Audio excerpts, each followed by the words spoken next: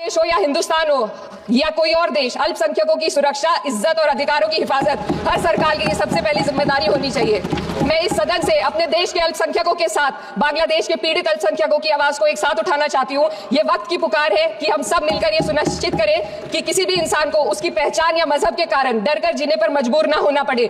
जहाँ हक छीने जाते हैं वहाँ अमन खो जाता है। ये बात हर सरकार को समझनी चाहिए। अगर हम सच में अपने संविधान का सम्मान करना चाहते हैं तो हमें नफरत और भेदभाव को खत्म करना होगा। हमें ये दिखाना होगा कि ये मुल्क हर वर्ग, हर जाति, हर धर्म और हर समुदाय का है, और जब तक ऐसा नहीं होगा तब तक संविधान की आत्मा सिसकती रहेगी। सर, अपनी बात को खत्म करते हुए मैं एक शेर अर्ज करना चाहती हूँ। ये दाग दाग उजाला, ये शब गजीदा शहर, वो इंतजार था जिसका, ये वो शहर तो नहीं। लेकिन अगर इस सदन में बैठे हम सभी सदस्य ये ठान ले कि हमें संविधान के मूल्यों को लागू करना है और उसे लागू करने का प्रयास करें, तो वह सुबह जरूर आएगी जिसके लिए लाखों भारतवासियों ने अपने जानों की कुर्बानी दी थी। एक युवा सांसद के तौर पर मैं अपनी उम्मीदों को संविधान के साथ जोड़कर खास तौर पर यह बताना चाहती हूं कि आज हमारे देश में पिछड़े, दलित, अल्पसंख्यक समुदाय को किस तरह अपने संवैधानिक अधिकारों और आजादियों की हिफाजत के लिए हर रोज मुश्किलों का सामना करना पड़ रहा है। Doctor B.R. अम्बेडकर के कथन से अपनी बात रखना चाहती हूं। उन्होंने कहा था, मुझे अपने भारतवर्ष पर फक्र है कि जिसके पास ऐसा संविधान है जो लोकतंत्र, समाजवाद और सेक्युलरिज्म को संजोता है। लेकिन आज ऐसा लगता है जैसे संविधान की किताब तो है पर इसे चलाने वालों का ईमान गुम हो गया है। आज हिंदुस्तान में हर वर्ग को किसी न किसी चुनौती का सामना करना पड़ रहा है, मगर अल्पसंख्यक, खासतौर पर मुसलमानों पर जो कहर टूटा है वो किसी से छुपा नहीं है। ये लोग सिर्फ अपने मजहबी पहचान की वजह से निशाने पर हैं। संविधान का अनुच्छेद 15 कहता है कि किसी भी नागरिक के साथ धर्म, जाति या किसी और वजह से भेदभाव नहीं होना चाहिए, लेकिन हकीकत इसके उलट है। हालात इस कदर बिगड़ चुके हैं कि hate speech, mob lynching, bulldozer द्वारा घरों को गिराने की घटनाएं आम हो गई हैं। खासतौर पर उत्तर प्रदेश में, जहां ऐसा लगता है जैसे कानून के नाम पर जंगल राज चल रहा हो। संभल में जो हुआ वो सबके सामने है। पुलिस के संरक्षण में निर्दोष लोगों की हत्या की गई और सरकार ने चुप्पी साध ली। अल्पसंख्यकों पर हिंसा बढ़ती जा रही है, मगर सत्ता में बैठे लोग या तो आंखें मूंदे हुए हैं या फिर इन घटनाओं को बढ़ावा दे रहे हैं। हद तो तब हो जाती है जब न्यायपालिका की बात भी अनसुनी कर दी जाती है। सुप्रीम कोर्ट ने मॉब लिंचिंग पर 11 सूत्रीय निर्देश जारी किए थे। इसमें साफ कहा गया था कि राज्य सरकारें और पुलिस इस तरह की घटनाओं को रोकने और दोषियों पर सख्त कार्रवाई करने के लिए जिम्मेदार है, लेकिन आज भी इन निर्देशों पर अमल नहीं हो रहा है। हाल ये है कि मॉब लिंचिंग को रोकने की बजाय सत्ता में बैठे लोग आग में घी डालने का काम कर रहे हैं। उनकी जुबान से ऐसी बातें निकलती हैं जो नफरत को और बढ़ावा देती है।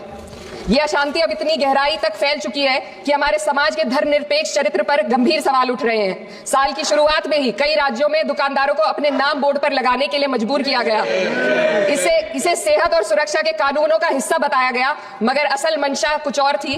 ये कदम खास तौर पर मुसलमान दुकानदारों को निशाना बनाकर उठाया गया ताकि उनकी रोजी रोटी पर चोट की जाए। पिछले हफ्ते मुरादाबाद में एक मुस्लिम डॉक्टर को हिंदू बहुल्य मोहल्ले में घर खरीदने पर विरोध झेलना पड़ा।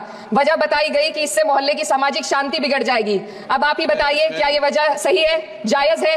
असल में ये छोटी बड़ी घटना इस बात का सबूत है कि सांप्रदायिकता को बढ़ावा देने वाले बयान और नीतियां हमारे समाज को अंदर से खोखला कर रही है। उत्तर प्रदेश में यति नरसिंहन ने बेहद घटिया बयान दिया, लेकिन सरकार इन बयानों पर कोई कार्रवाई नहीं कर रही। हेट स्पीच न केवल जनमानस के विचारों को प्रदूषित करती है, बल्कि इससे अब संवैधानिक पदों पर बैठे लोगों को भी प्रभावित कर दिया है। अभी हाल ही में माननीय उच्च न्यायालय इलाहाबाद के माननीय न्यायाधीश ने ऐसे बयान दिए जिसका संज्ञान खुद सुप्रीम कोर्ट को लेना पड़ा। संविधान के अनुच्छेद 29 और 30 ने अल्पसंख्यकों को उनके मजहबी और सांस्कृतिक हक दिए हैं ताकि वो अपनी पहचान को बचा सके और अपने संस्थान चला सके, लेकिन आज उन्हीं हकों पर हर तरफ से चोट की जा रही है।